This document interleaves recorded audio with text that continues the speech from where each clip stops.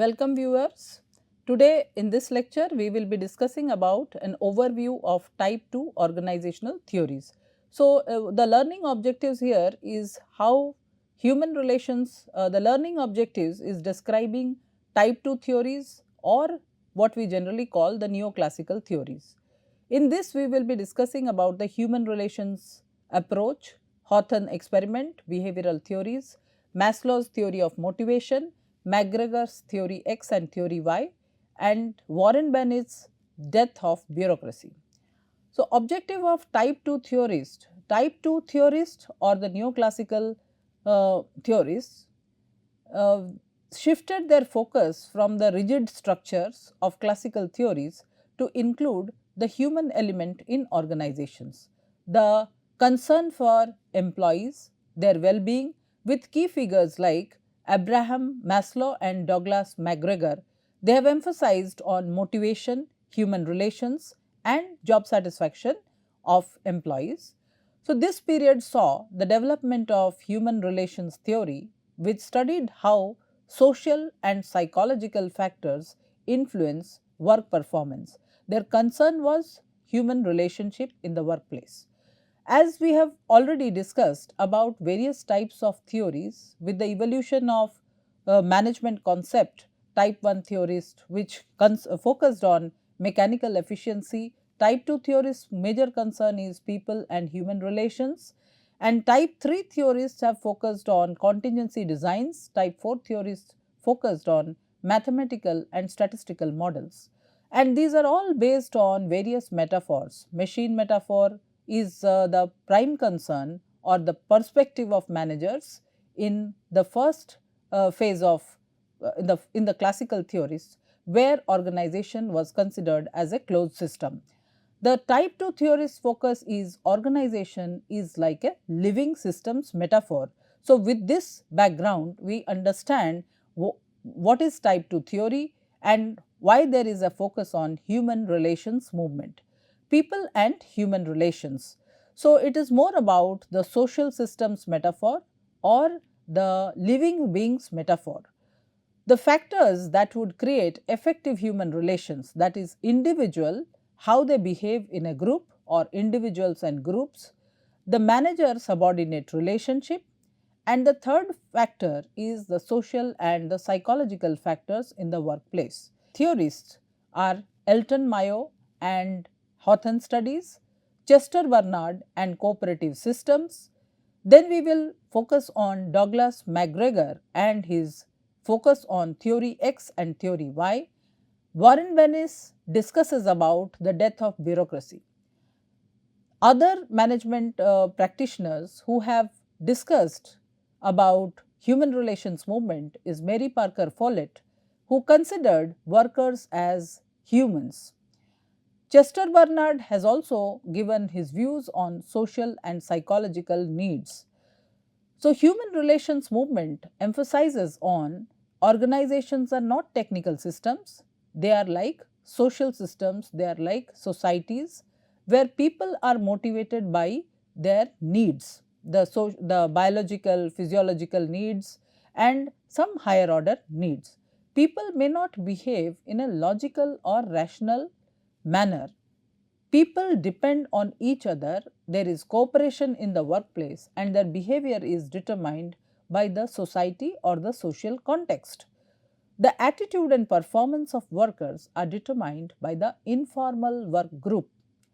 There is a informal work group in any organization where people discuss their problems, they overcome the stress in the workplace, they discuss their personal and their professional issues with their colleagues. Rules and regulations and economic rewards have a limited impact on the behavior of employees. This viewpoint also says that informal group has a stronger impact on the behavior of people.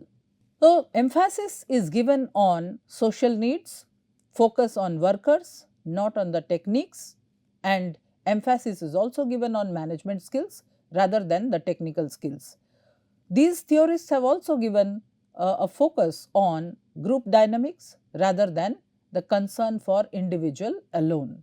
So, the performance of employees depends largely on the society in which they dwell or the people with whom they work. The foundation of behavioral or human resource approach to management has been given by a theory of human needs by Abraham Maslow, Hawthorne studies by Elton Mayo, organizations as communities, the view of Mary Parker Follett, theory X and theory Y given by Douglas McGregor, personality and organizations by Chris Argyris. So, human resource approach or behavioral theorists have given an assumption people are social and self actualizing. The focus is on living systems metaphor. Hawthorne experiment.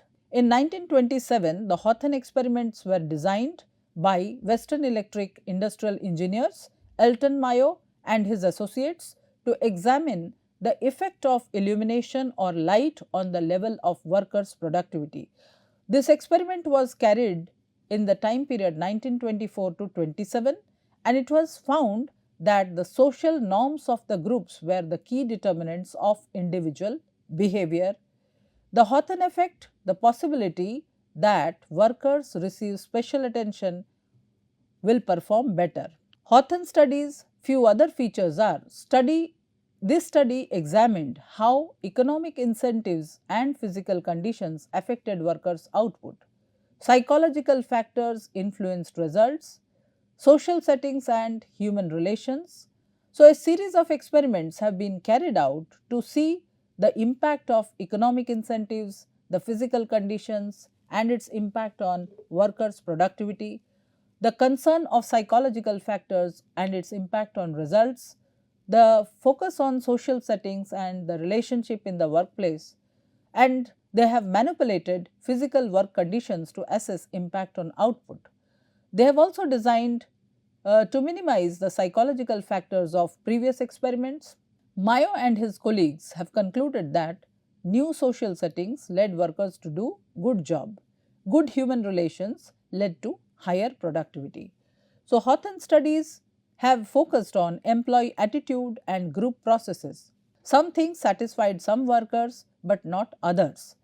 So, there is no uniform effect of the group processes or group dynamics on every worker. So, people restricted output to adhere to group norms. So, there are certain lessons or key takeaways from the Hawthorne studies. Social and human concerns are key to productivity.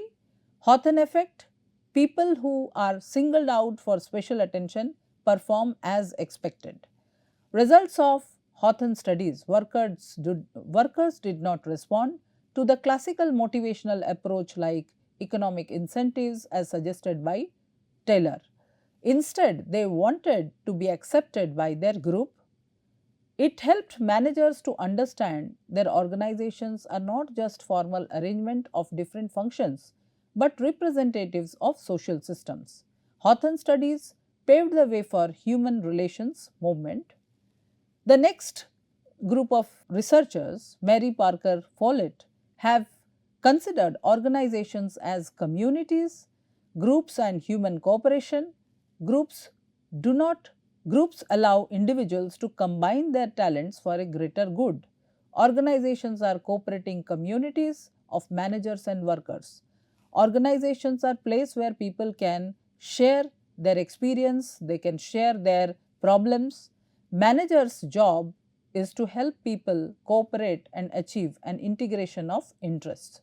Managers are just facilitators and they help the employees work in coordination with others so that they achieve the common goal. Forward looking management insights are making every employee an owner creates a sense of collective responsibility.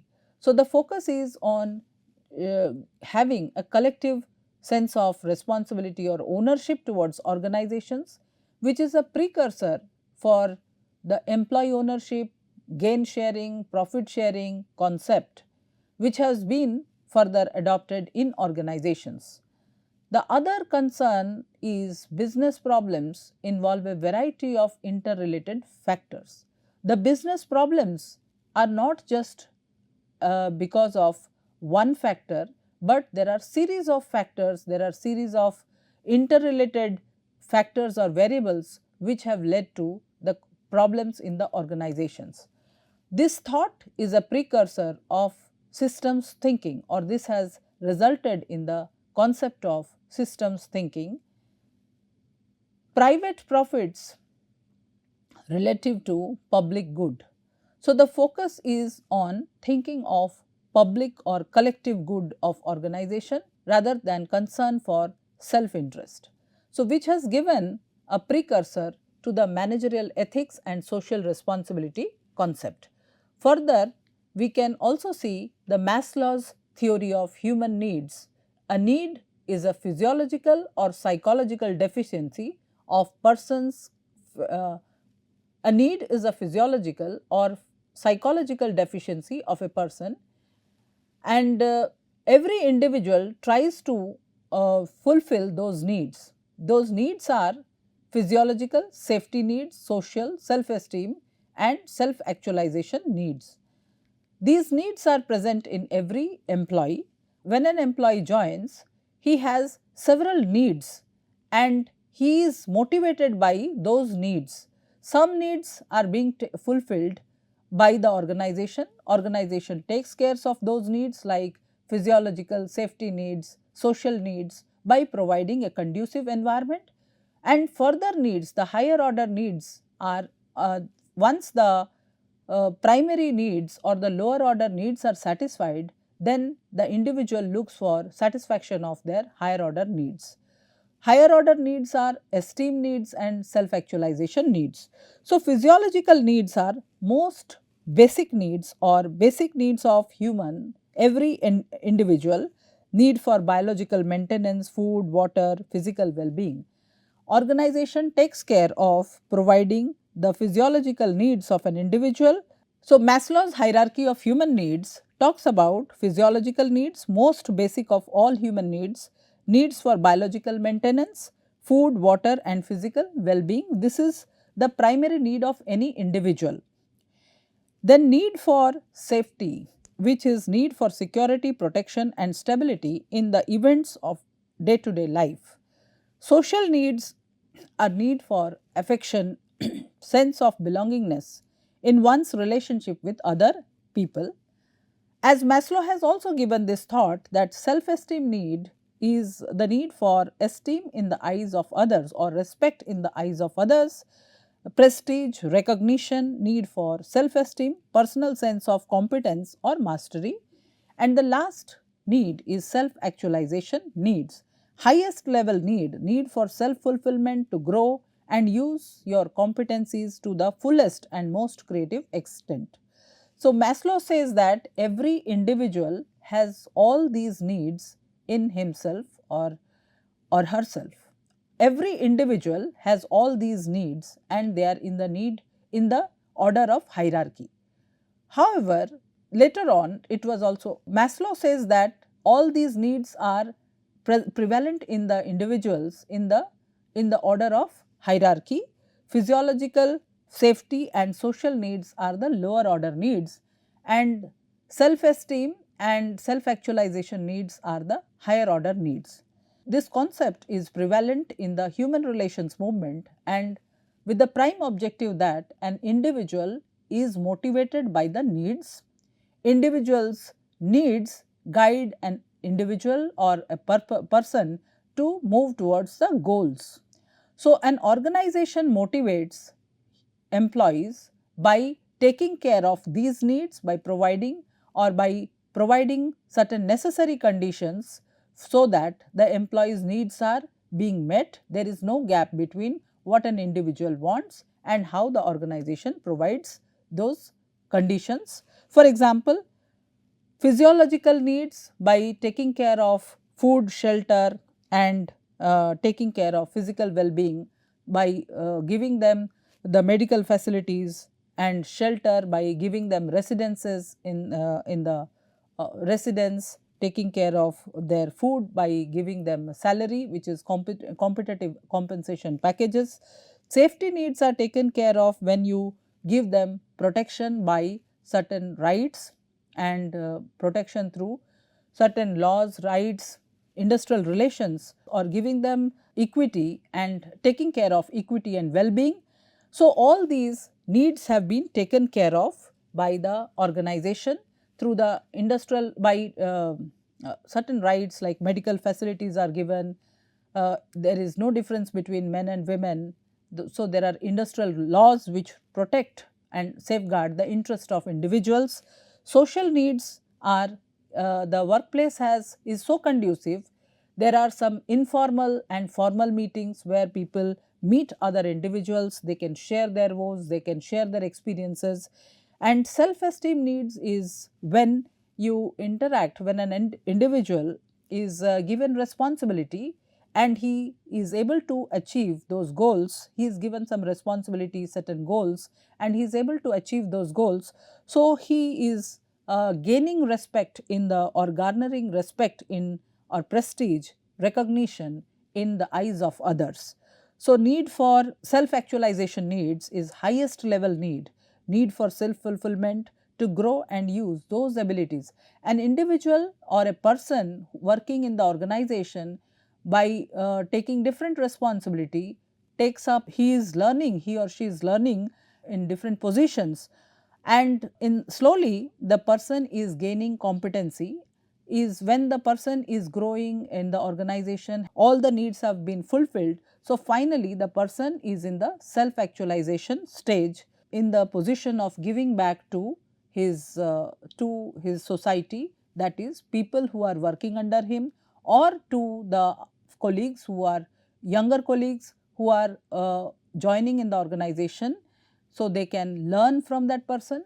So, self actualization need is the highest level need for fulfillment, self fulfillment. This is the place, or this is the position or the need where the individual has almost satiated his or has got all the needs, primary needs satisfied, and he is like a mentor for the junior employees.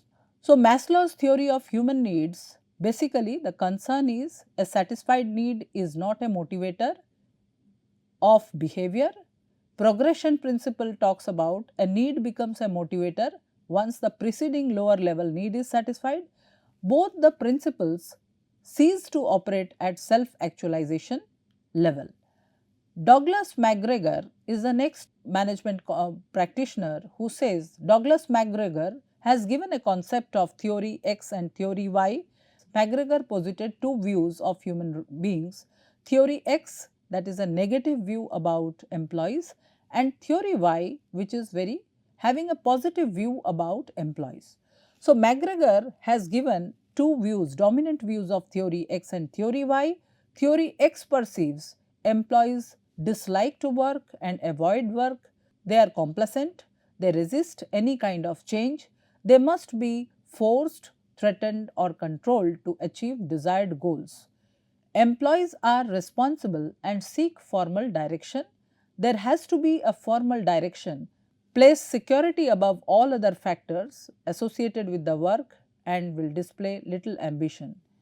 Theory Y assumes that employees or workers are always willing to work, they are capable of self control, willing to accept responsibility, they are imaginative and creative, they are capable of self direction, they need not be guided by the manager.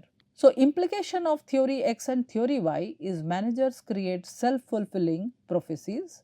Theory X managers create situations where workers become dependent and they are reluctant to work. Theory Y managers create a situation where workers respond with initiative and higher performance.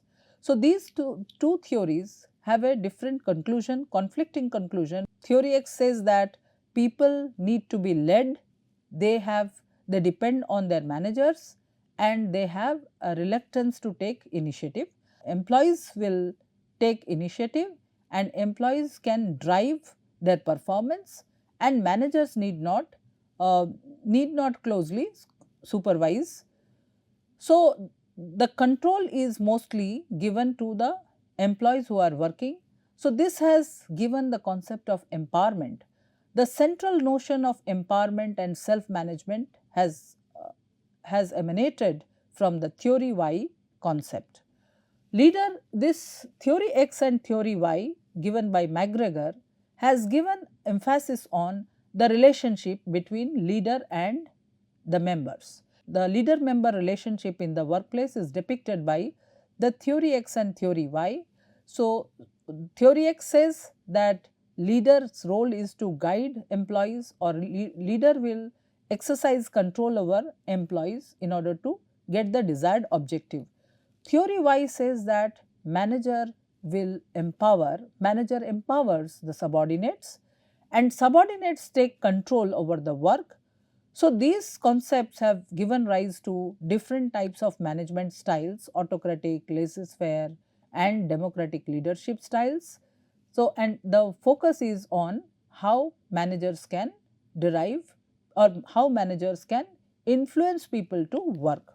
Organizational behavior and learning this is concept given by Chris Argyris. This theory is based on organizational behavior and learning, which highlights the gap between what people say and what they actually do. So, there is always a difference between what we say and how much we perform. Propose the concept of single and double loop learning. Argyris has given the concept of single and double loop learning, emphasizing importance of questioning underlying assumptions for effective organizational change. We cannot discard our past behavior unless we understand, unless we scrutiny the existing situation, unless we ask questions. So, questioning the underlying assumptions is very important for bringing about effective change. There is another focus on maturity immaturity model. The concept of maturity immaturity model treats employees as adults who have responsibility, and these adults with responsibility, they foster a more productive and engaged workforce. If we treat employees as adults, give them responsibility, and they will be more productive, as they are empowered and they are more engaged workforce. The key concepts of Argyris theory of adult personality is espoused theory versus theory in use, maturity immaturity model, single loop learning, double loop learning. So, the first concept, that is espoused versus theory in use, distinguishes what people claim to behave and how they actually behave, causing ineffective actions within organizations. Generally, we assume that uh, after learning or after getting training, we assume that we will be able to accomplish the goals, we will be able to carry out the task, but in reality there is always a deficiency in individuals. That deficiency need to be overcome by giving them training. This model posits that adults or mature individuals are active, they are independent and they are self-confident, while immature individuals are more passive and they are dependent. This is very similar to the thought of theory X, theory Y, that some individuals are independent, some individuals need direction. Single loop learning focuses on correcting errors. As we have discussed in espoused and theory in use, that after gaining training or after learning, we assume that we will be able to take up responsibility, but still there are gaps in our performance. So, the single loop learning theory focuses on correcting errors within existing system, while double loop learning involves questioning and changing the underlying assumptions and norms that govern those systems. The emphasis of single loop learning is to develop individuals. Double loop learning emphasizes on developing systems by asking questions, underlying changing the assumptions or the status quo. Model 1 organizations are characterized by defensive routines and single loop learning, and model 2 organizations emphasize on open communication, collaboration, double loop learning. So, here what we have learned is Argyris says that when there is a change, there are gaps in individuals' performance. The second concept talks about individuals. There are two types of individuals, mature and immature. Mature individuals can take up responsibility, immature people need guidance, and there is focus on single loop learning, which emphasizes on correcting our present performance by developing ourselves, and the double loop learning says that the system needs to be developed. That means there is a need for continuous change and questioning where the correction is required in the organization or underlying assumptions. So, based on that, there are two models which are emerging. One is the characterized by model 1 characterizing defensive routines and single loop learning, emphasizing on the training, whereas model 2 organizations emphasize on communication, collaboration and double loop learning. So, implication of Argyris theory is organizational learning. It says that there is a need to change the system, there is a need to change people. Organizational learning, effective leadership, employee engagement and organizational change. So, let us just discuss these things in more details. Organizational learning encourages problem solving and addresses the root cause of issues through double loop learning. That means changing systems, developing the structure, developing strategies, and the focus is on changing the status quo, encourages problem solving and identifies the root cause of issues through organizational diagnosis. Effective leadership recognizes the gap between espoused, what people say, and what people do. Leaders can understand their own behavior and foster more productive relationship with their teams. How this, what is the role of leaders? When people are not able to perform as per their expectations, as per expectations of organizations, the leader need to work more in coordination with the employee and foster a productive relationship with the team members. So, leader's role is very important. Here it talks about leader member relationship. Leader has to understand each individual's needs. Leader has to take care of who requires which type of training. So, we can say that through leaders' idealized influence, inspirational motivation and intellectual stimulation and individualized consideration, a leader can be more effective and develop his or her teams. Team members' performance. Employee engagement concept treats employees as adult learners, adults who are independent, who can take initiative, responsibilities, and they are empowered to foster responsibility. They are empowered, they can lead to motivation and commitment. Organizational change provides a framework to understand the challenges of organizational change and develop various strategies to foster adaptive and learning oriented culture. So, Argyris theory also emphasizes on leader member relationship, developing employees, developing their capacities and prepare them for organizational change. So, this theory emphasizes that classical management principles and practices inhibit workers to mature and are inconsistent with mature adult personality. Psychological success occurs when people define their own goals. When you empower people, when you bestow responsibilities on your employees, treat them as adult individuals, they can take independent decisions. So, and they are not dependent on the success will come to them. Psychological success occurs when people are able to clearly distinguish their goals and they are being treated as independent individuals who are empowered and less reliant on their leaders. This theory also emphasizes on management practices should accommodate the mature personality by increasing task responsibility, give them more responsibility, give them more power to take decisions, to independently act and accomplish the goals, increase more variety in the task, add more tasks, give more assignments, use participative decision making. Like there has to be, it's not always that the leader gives directions, but also take their views. Taking their views gives them a sense of being recognized, which will lead to more commitment and engagement in the workplace. Then next we will discuss about Warren Bennis and how he has influenced the human relations movement.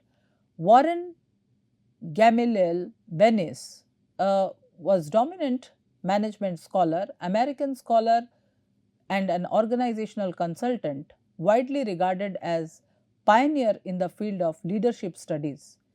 Bennis famously predicted the death of bureaucracy in 1966. He argued that its rigid hierarchical structure was poorly suited for the fast paced, turbulent environment or a dynamic environment of the modern industrial world.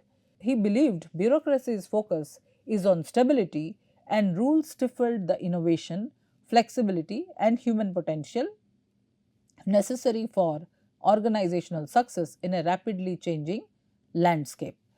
Warren Bennis has given certain arguments on bureaucracy. Bureaucratic structure, which is designed for stable environment, could not cope with the pace of technological change. The emphasis is on the rules, procedures, top-down hierarchy in bureaucracy. Inherently, it stifles creativity and risk-taking, which is crucial for adaptation and innovation. The emphasis on rules, procedures, and top down hierarchy in the bureaucracy inherently stifles human creativity and risk taking initiatives, risk taking crucial for adaptation and innovation. Bureaucracy alienated individuals, limiting their growth and autonomy, leading to reduced employee morale and productivity. So, therefore, there is a need for flexibility. Bennis has emphasized on flexibility. He advocated for fluid adaptive organizational forms or an organic form such as adhocracies, which rely on temporary interdisciplinary teams to solve specific problems. So, why bureaucracy still persists? This persistence of bureaucracy is due to its value in providing simple, understandable structure and usefulness of its core functions. Bureaucratic principles are still prevalent in organizations because it gives us a simplest way to understand structure and its usefulness in organizations. Simplicity and codification. Bureaucracy offers a straightforward, easily applied model for planning, organizing, directing and controlling, planning, decomposing tasks and coordinating with various employees. It is very easy if you have well placed rules and regulations. So, you can delegate, plan your response, you can have a plan, you can delegate responsibilities, hierarchy can be decided and work can be coordinated amongst employees. Valuable functions, the elements of bureaucracy that are effective such as clear roles and processes remain valuable for managing many operational and administrative activities. Till date, bureaucracy is in place because it will help an organization to keep in pace and there is no mismanagement. Adaptable workforce, adaptable framework. While the traditional model remains, many organizations have adapted by incorporating Warren Bennis' idea of decentralization and increased employee engagement rather than completely replacing bureaucracy. So, what we summarize is till date organizations have bureaucracy, there is theory of authority, relations and structure, and however because of the dynamic environment, organizations have also started moving towards flexibility, towards decentralization, empowerment, and all these have slowly given way to improve efficiency of organizations. To summarize, This lecture gives you a broad overview of type 2 theories or the type 2 theories, Maslow's theory of human needs, human relations, behavioral approach, Douglas McGregor's theory X and theory Y, which emphasizes on the leader-member relations, Argyris theory of adult personality, where there is a focus on empowerment, engagement of workers. Thank you.